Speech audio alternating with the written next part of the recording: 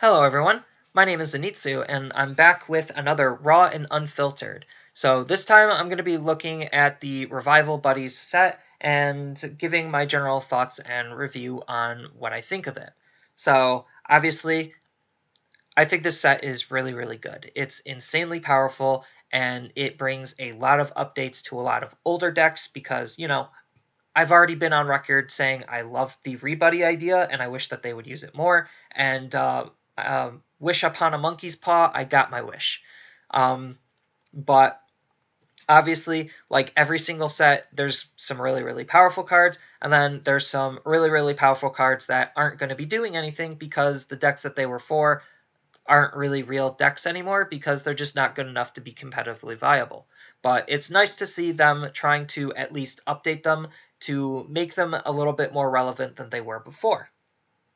Which I will always applaud the fact that you want to try to expand upon all of your archetypes as much as possible instead of always constantly creating new ones. Because you could still do some interesting things with some of the older archetypes. And that's definitely expanded and explored, even though it's a minor degree, it's still explored a little bit here. And I definitely love the overall design of the set. It's just the power of the set is completely out of control. That's putting it lightly. Like the set is game warping, and I kind of went over why on just one card in a previous video, Future Card Buddy Fight, and that card is game warping. But the rest of this set is also going to be very game warping for a lot of decks, and that could be seen as a good thing or that could be seen as a bad thing. Depends on who you are and how you take that. But essentially, this set is going to change the way Buddy Fight is played as a whole in its close.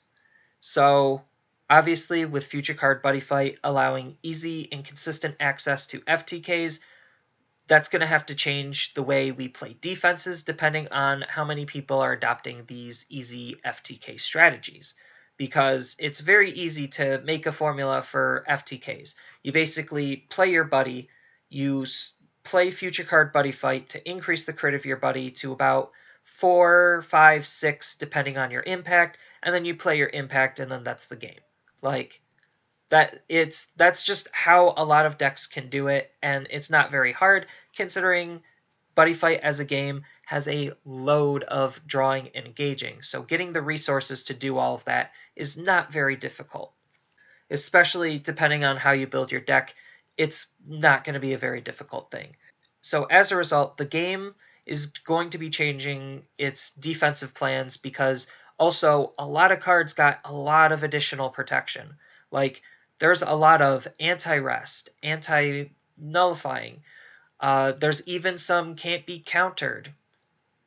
There's a lot of anti-destruction, anti-bounce, anti-ability null, anti-this, anti-that, anti-everything. Like, the amount of protection that the best decks have, like, you basically can't even touch them outside of combat, and even then, sometimes they might have a card built into their package to stop combat. So it's just like, oh, how am I supposed to even stop this? So I always joked around with my friends and said, oh, don't worry, Buddy Fight, the real game starts after turn 2. So, like, that's kind of a joke, but it kind of stands really true, where it's just like, you either get FTK'd or you kill them on crackback. Like, that's really it. And then if they manage to survive off of the crackback, that's when the game actually starts to begin, and there's actually a feel of push and pull between you and your opponent, because obviously at a high power level, you're going to have some insane levels of play after each player has done their first turn. But the fact that the game really facilitates these like early kills either through an FTK or an OTK is just actually mind-boggling. And it's something I really hope the game wouldn't go into, but, I'm not the developer. I can't control it, so they went into it. And I'm kind of glad that the game is stopping at this point because I don't necessarily want to see the game get into an even more powerful state. And some of you are thinking, how could that even be possible? And I'm just laughing and saying, well, they could give absolute protection to everything regardless, and then on top of that, they could also update the Season 2 Ace decks, which those literally got one season of support, were all meta-defying for the most part, and if they get more support, basically ironing out the kinks that they laid out for having basic protections on everything anyway, then those decks are going to be absolutely insane. So obviously the game could get into a more powerful state, and I'm happy that it's settling at, I guess, this insane power level state, as awkward as that is to say. So while I love the idea of the set, I just think that it's way too powerful, and it really changes and redefines the way Buddy Fight is going to be played. So yeah, that's just kind of my general thoughts. Obviously, there's a whole bunch of really, really pushed cards, and then there's a whole bunch of really, really not so pushed cards. And then I'm going to have to say I love the art of the set. Like, I think all of the cards are very clean, very crisp. I love the borderless part. I love the rebuddy part. Even all of the SPs, I just absolutely love the visuals that they have done with this set. Like, from a visual standpoint, this is probably the best cards in the entire game visually. And unfortunately, jokes aside, mechanically, they're just some of the most powerful cards in the game. So that's kind of just my whole general thoughts on Revival Buddy. It's a very, very powerful set that is going to change the way we play Buddy Fight, and I definitely love the rebuddy mechanic, and I wish that they had explored it a little bit to a lesser extent to where they didn't make it so insanely powerful, but I'm glad that they definitely were playing around with the rebuddy mechanic.